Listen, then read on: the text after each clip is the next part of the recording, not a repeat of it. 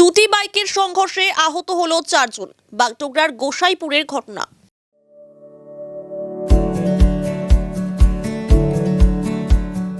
Pamper, not just a hospital, but a mother. মঙ্গলবার রাতে শিব মন্দির থেকে বাগডোগরার দিকে আসছিল একটি বাইক। সেই সময় পেছন থেকে অপর একটি বাইক ধাক্কা দেয়। ঘটনায় দুটি বাইকে থাকা 4 জন ছিটকে পড়েন।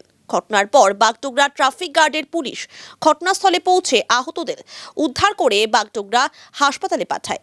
দুর্ঘটনাগ্রস্ত বাইক দুটিকে বাজেয়াপ্ত করে গোটা ঘটনার তদন্তে বাগডোগরা থানার পুলিশ। এরা দুজন আরো অনেকে রিপোর্ট দিল, ওরা প্রচন্ড স্পিডে শিলিগুড়ি থেকে আসতেছিল।